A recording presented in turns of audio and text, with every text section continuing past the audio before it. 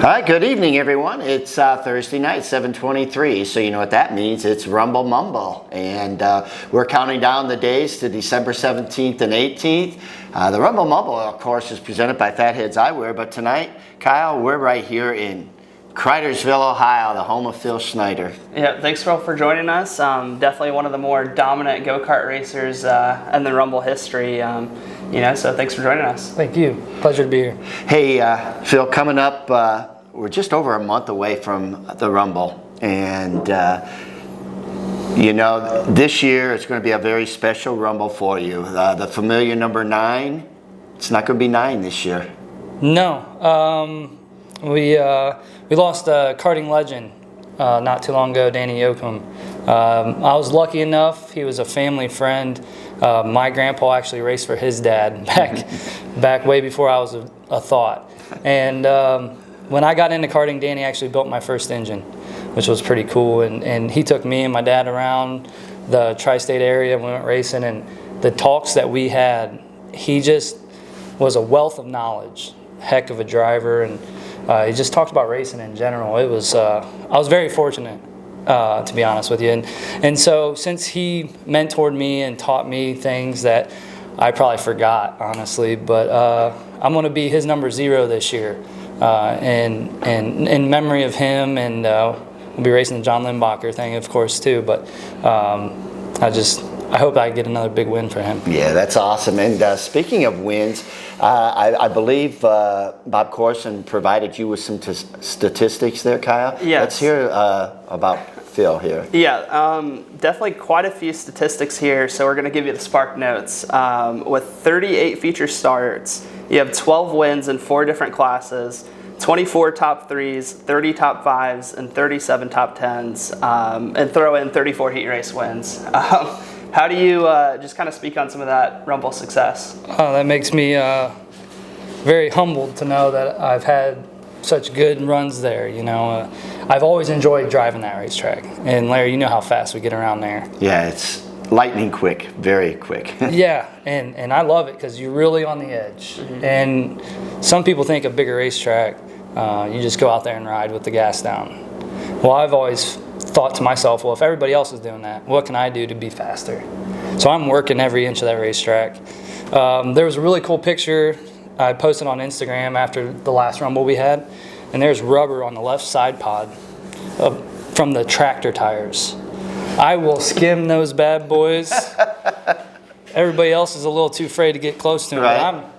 I'm knocking against them, and I was gonna say most people try. They're pretty timid of those big tractor tires. They try to steer clear of them, and you're out there trying to get as close as you can to them. Oh yeah, right up against them, because depending on where that rubber's laid down from the other divisions, the fastest line around there changes from time to time. Yeah, this would be a great opportunity to explain to everybody a little bit about the track. It's inside the Allen County War Memorial Coliseum and Expo Center in Fort Wayne, and basically it is a bare building with a concrete floor, and it's used for everything from purse sales to monster trucks to weddings. Donald Trump was there. It's just a multi-purpose, huge building, and we go in once a year and build a racetrack, about a 1/6 mile concrete oval. And to do that, we put down pop syrup, and it builds the rubber up on it. Now, Phil, the common thing that we've talked about, almost everybody, is just the changing track conditions. Yep. Yeah, it's like it changes every time you're on it. And I've raced there, I don't know how many years 38 starts equates to. I usually run anywhere from 4, sometimes 6 classes a weekend. But from year to year, it's always different, and it changes each time we're on the racetrack. And we're pitted down in the basement, so we're kind of sending spotters up to the floor level, like, did a midget blow an engine and throw oil all over the racetrack? Right. Or something like that. What's going on? Are the quarter midgets picking up all the laid down rubber from the midgets? And we're looking at that running order, and we're trying to see, like, what's the track going to be like? And for years it was like rolling the dice. And finally, the last couple times I've been there, I've been really dominant the last few times I've been there. It was just a matter of building a program to where it didn't matter what that track did, and whether it's rubbered up or bare, I was going to grip and rip, and then it's best of both worlds. So I didn't have to roll the dice every time. Well, I believe you're the defending champion of the John Limbacher Memorial Race, a 2000 to win race. That's for the Bob Busher Homes 360 clones, and that is always an exciting race. We get folks like you, Jake Shelley, Zach Axlin, Dustin Heath. Honest to goodness, when we're out there, even above the engines, the fans are screaming. They love the go-karts. And, you know, we've been trying to take some of the features away to go more to the midget program. And race fans have actually said, well, where are the go-karts? And I know Tony Stewart, he watches them. And, you know, you're on a flat go-kart about 1.5 inches off of the ground, and you're going faster than the midgets. What's that sensation? I was fortunate enough to race a 360 wing kart Eldora, and I only did it one time, and ended not so well for me or the car owner. We tore it up, but we were ripping around there pretty good. Like, everybody knows that's a fast track in a big kart, and it doesn't even compare to what it feels like in the Coliseum in a go-kart. I mean, you're so low, everything's so close to you, and I mean, you're banging fend wheels and passing in and out of people, and stuff just happens like that.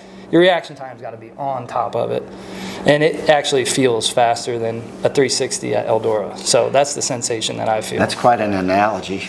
Yeah, and we have, you know, Larry mentioned, you know, Tony Stewart. We have a lot of big names in the midget classes and even the 600s.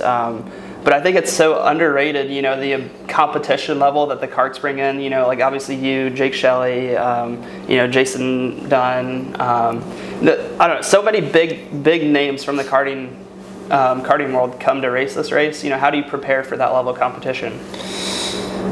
I prepare the same way every time. You got to spend hours and hours in the shop, and you got to be doing your homework. I mean, I'm thinking about things that happened years ago that I could help improve for this year's event, right? I set a game plan. It's going to be the same as the last time we were there. We were real successful. I think we won 7 of 8 races, and so I've always felt like, for me personally, if you did your best, you put in your work, you put in the time, you studied, and you stuck to your game plan, that's how you win the race at the end of the day. Okay, again, we're here in Cridersville, Ohio, in the shop of Phil Schneider. Just a reminder, people that have been asking about ticket sales, they go on sale this Monday, November 8th. You can check it out on any Ticketmaster location, or if you want to just go up to the Allen County War Memorial Coliseum on Parnell Avenue in Fort Wayne, you can go into the box office and purchase them there.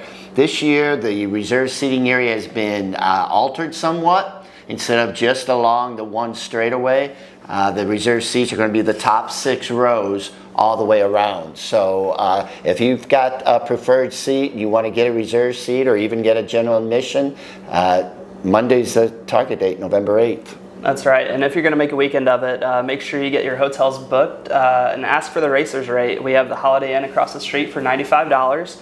And the Sonesta Select, which was formerly the Hyatt Place, for $75, and that includes breakfast. And you can go to those direct links on our website, rumbleandfortwayne.com. And I do have to caution you that we have already exceeded our room block twice. And the folks at the hotels are very gracious on extending those room blocks. So if you have any problem getting in on that racer rate, just reach out to us and let us know. Phil, you and I really go back a long way. You know, I guess I'm just going to have to tell this story. I tell everybody. But back in Marion, Ohio, is where I kind of got my start with promoting go-kart racing, actually. Holy cow, over 40 years ago. And it was indoor venture, and I was a flagman, and always to my right, within shouting distance, was this lady who turned out to be Phil's mom. And she would always let me know when I didn't do something right.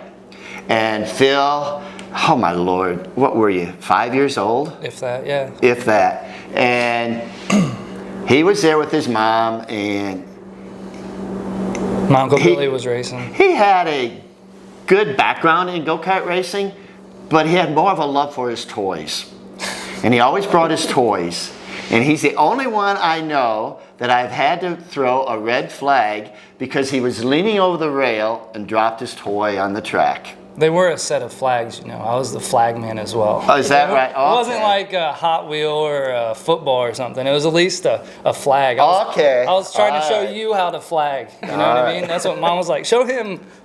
That's actually very fitting because last week's episode we talked with Tom Hansing, who's our flagman at the Rumble. So, and we actually asked him how many times he dropped a flag. So, but Phil, you come from quite a karting background, and living here in Cridersville, Ohio, with the go-kart track just up the road. I mean, for years, Cridersville and Willowdale, they were the mecca of go-kart racing in this area. And how did you get your start? I was just lucky enough to be born into the family. My grandpa, Jerry Weingartner, used to race, like I mentioned, for Danny Yoakum's dad when they were, I don't know how old they were, honestly, but years ago. And then, you know, Grandpa raced, and I don't even know all that he accomplished. If anybody ever told me about him, it was always a good thing. And I always looked up to him as a hero of mine. And then he started Cridersville. He built that racetrack with Steve Myers and some other guys, and they started that. And he had my mom and my aunts and my uncle, and they all raced and helped run the track. And I was born right at the racetrack, you know, and I just grew up there. And like I said, I was lucky enough to be born into it. Yeah, karting has changed so much through the years. Back the Marion days, and when I got started, it was just an open wheel go-kart with very little anything else. Now we've progressed or transgressed, whatever, into the bodies. Yep. And quite honestly, I believe it's changed racing a little bit. Yeah, honestly, I think it set us back. And my grandpa was the one that called it, because he was still living when they started coming around, and he said he wanted to ban them. Like, you couldn't even use them at Cridersville. He didn't want them to. Right. And I was so young, I didn't have an opinion on it. You know, I didn't really know what he was talking about. Wait a minute. For the record, Phil Schneider without an opinion? Yeah. Oh boy, here we go. I know, right? But yeah, he always said it would set us back. He said it was a bad thing for karting. Right. It takes away the open wheel aspect of it. And then, so you got the bodies, you know it's safe to make a pass that you probably should have backed out on. And with the bodies, somebody even gets it to your left rear bumper or your left rear tire. You're still not in there. It's not your line yet. Right. But they're just going to slam it in there, Right. especially if they know you have to lift.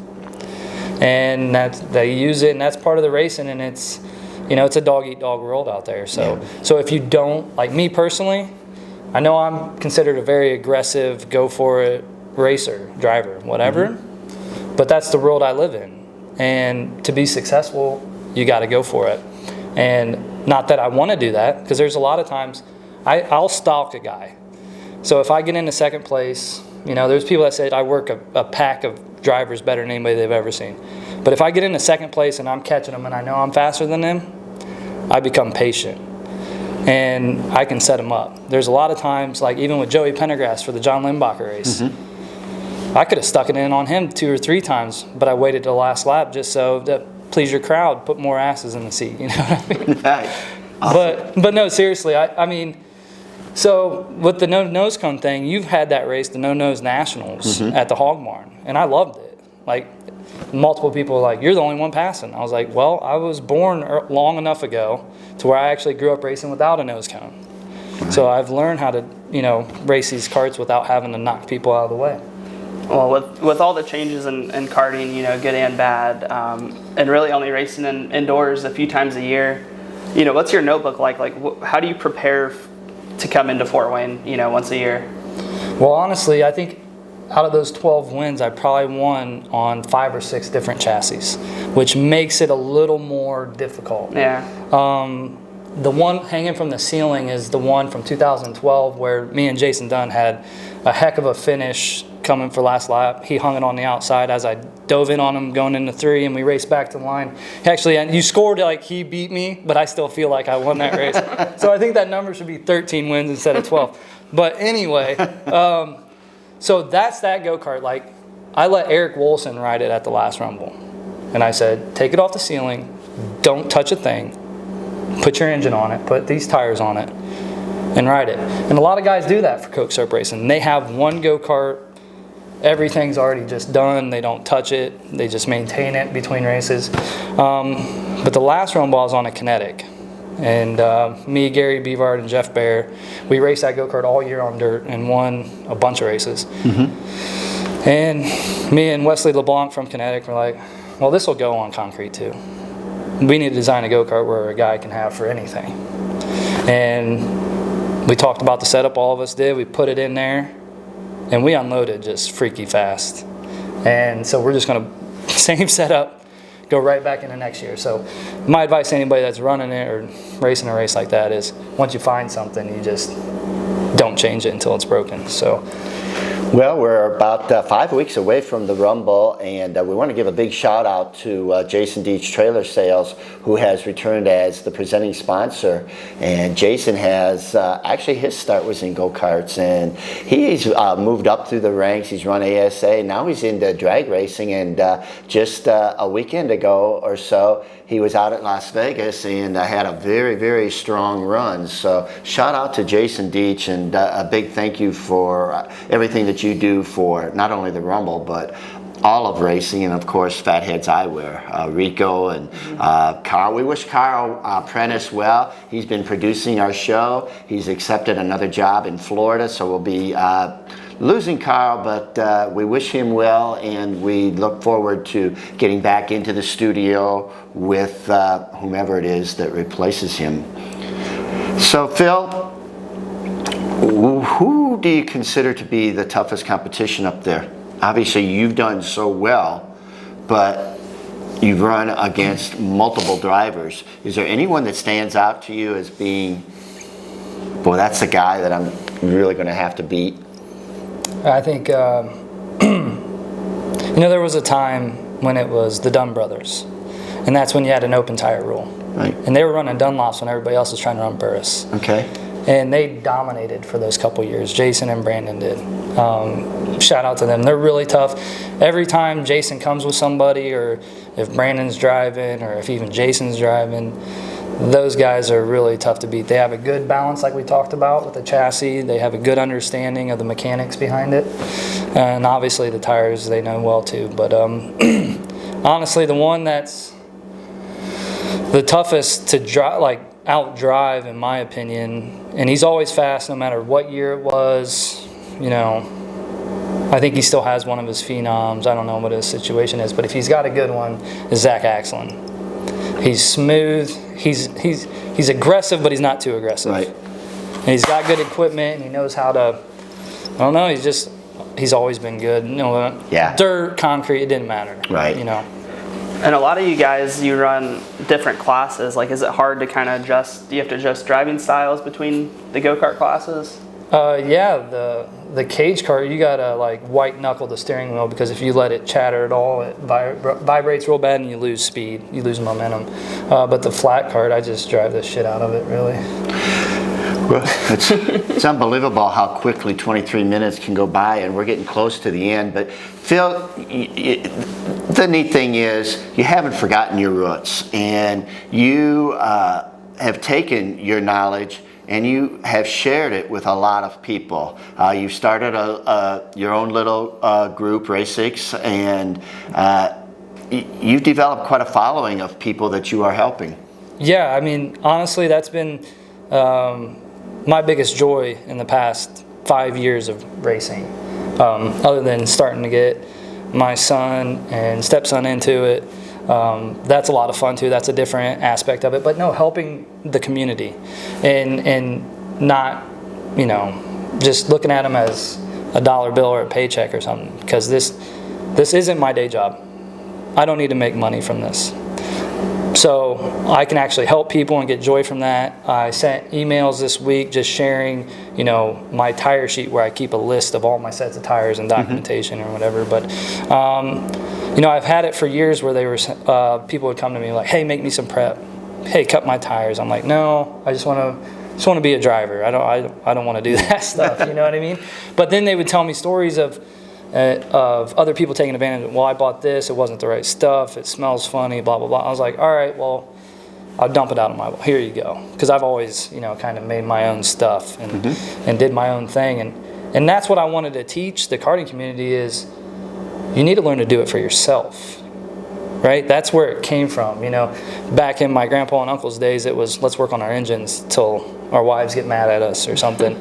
Now it's like, you better be working on your tires until your wives get mad at you. Seems like the tire program is the key ingredient. Right, and one thing that I always liked about racing is it taught me a good work ethic, taught me to work hard in other areas of life, and that's what I want to teach, my kids, and that's what I want to teach the other people, like to teach your kids. That's what's great about karting is it teaches a work ethic. So that's what I want to kind of do. I teach people how to do it for themselves. That's awesome. That's good to see the sharing of the knowledge and everything. Yeah. Well, earlier today, before we set up the interview, you and I were talking about a couple things, and I think what reminds me of it is the scoring issue. Well, hopefully we won't have any judgment calls because this year we have finally gotten the go-ahead. The Coliseum is going to allow us to etch the floor and put in the entire loop for a transponder system. We're going to be putting all of the divisions, the go-karts, quarter midgets, the 600s, and the midgets all on transponders. And I think, as you said, that's going to help you guys down in the basement. Yeah, that's going to be a great thing. As I was showing, we were looking at our phones and race monitor and, traveling down south and racing with those guys down there. One thing, you're kind of stuck in your trailer working on tires the whole time. You can't go out and look at the racetrack half the time, So we're looking at race monitor, we're looking at lap time. So when we're in the basement, I imagine we're going to be looking at lap times and be like, oh, the track really picked up there. There must be some good grip or everything's kind of slowed down. Looks like something might have happened, got an oil spill on the track and lost some bite or something. So we'll be able to change gears and change, tires if we need to. But and it's going to give us maybe the option of doing the lineups a little bit different. We're going to investigate that a little bit, but I'm excited about it. So again, we're in Cridersville, Ohio, talking to Phil Schneider, one of the winningest drivers in the recent history of the Rumble in Fort Wayne, presented by Jason Deeds Trailer Sales. We've also picked up a couple other sponsors for like the 600s and our wedge carts. Yeah, absolutely. We just announced the EveridgeAuto.com wedge carts, the Liuna non-wing 600 midgets, as well as the North Baltimore Custom Cuts wing 600 midgets. We also have some cool sponsors like the American Landmaster, who's the official UTV of the Rumble. And we're proud to announce that Bob Wisher Homes is back again this year for the Clone 360 class, as well as they're doing the Quick Time Award for the midget class on both nights. And we have a couple other pretty neat announcements coming up. We're in negotiations on those right now, hoping that we can reveal those next week. And don't forget, Racing to the Rumble, one more opportunity to get into the VIP fan experience that includes 2 nights stay at the Holiday Inn with breakfast, 2 free tickets to reserve seat tickets to the Rumble each night, as well as Fatheads I Wear swag. And our next race is coming from Lernerville Speedway, correct? Yep, Lernerville Speedway on November 16th, and that's about 7:30 p.m. A little later for practice time, and then just after that, tune in. Like you said, all you have to do is like, comment, and share, and that's all you have to do to be entered. So Phil, clue us in. What classes are you going to be running this year? I'm going to run all 4 clone classes. Yeah. I don't think we're going to do buggy this year. I seen that you're doing like the clone animal. That's not the reason why I'm not doing it, but it's just a lot for us to do. Running 6 classes is almost too much. Yeah. I have a really, in my opinion, the best crew in the country, karting crew, with Gary Beavard and Jeff Bear. And we did it the previous Rumble, but man, that was a lot of work, and we want to enjoy ourselves too. We don't want to, we'd like to be able to breathe and be able to have a bite to eat in If between anybody's races not been to the Rumble in Fort Wayne, it is literally non-stop from, I think we get on the track around 10 o'clock in the morning, and from 10 o'clock until the final midget feature, there's something on that 1/6 mile oval just about every minute. And as Phil alluded to, the coliseum is actually, the expo center is actually annexed to the coliseum, where USAC midget racing actually got its start back in the 50s. So the go-karts are now using the same basement that the midgets were in, and they have to, holy criminy, that's probably close to a quarter of a mile, it seems like, but they have to come from the basement, up some ramps, go behind the expo center in the like the dock area, and then come out on the racetrack. So yeah, they do have quite a bit of work to do. So we're just 5 weeks away. Phil, we really thank you for taking the time and sharing a lot of this information. Like you said, one of the icons right now in racing and travel across the country. As we look around your shop today, we're seeing victory lane checks from just about every corner. So obviously your success speaks for itself. Yeah, thank you very much. I appreciate the opportunity, and being able to race in your region of the country has been an honor, honestly. One of the best race directors in the country that I've ever been a part of, and been lucky enough to race for pretty awesome teams, pretty awesome crew guys, car owners, Gary Bevar, Jeff Baer. I've had a lot of great people, great friendships built from the sport, and I just feel like I owe it everything I can to give it back. So I appreciate the opportunity. I have to ask, with 39 appearances at the Rumble, what made you start coming to the Rumble, and why do you keep coming back? Honestly, it was invitation only at the beginning of it. Do you remember that? I believe when Tony Barhorse started it, it was. Yes. Yeah. Mm-hmm. Because they didn't use the basement, I don't believe, at that time. So there was limited pit space. And I remember, how arrogant I was as a young teenage boy in Mouthy or whatever. But I remember it was invitation only, and I was like 13 years old, and I was running the senior division already for a year or two and winning pretty good races. Well, I wasn't invited, maybe because I didn't know why. I was like, that pissed me off. So the first chance it opened up, I was like, I'm going there. Yeah. And I'm going to win this damn race. Well, I ran second both times to Stratford. Wow. But late cautions come out where I was winning it, and I felt like I made a statement, and me and Brett were friends, and he's one of the greatest ever run concrete races. So exactly. So that's why I started racing at the Rumble, was to prove that I should be racing the Rumble. And I think, the career I've had there really proves that. I think you've definitely lived up to that, yeah. Well, we really enjoy having the karts as part of the program to showcase what go-kart racing is. And joining the go-karts are the winged and non-winged 600s, the midgets, and the quarter midgets. And then this year, we're adding the mini wedges, the wedge karts. So we're pretty excited about that. Well, our time is just about up. Kyle, let's wrap it up. Yeah, just over a month away now. We're into November, so not too long before we are back inside the Allen County War Memorial Coliseum this December 17th and 18th. So mark your calendars, get your tickets, book your rooms, and we'll see you in a few short weeks.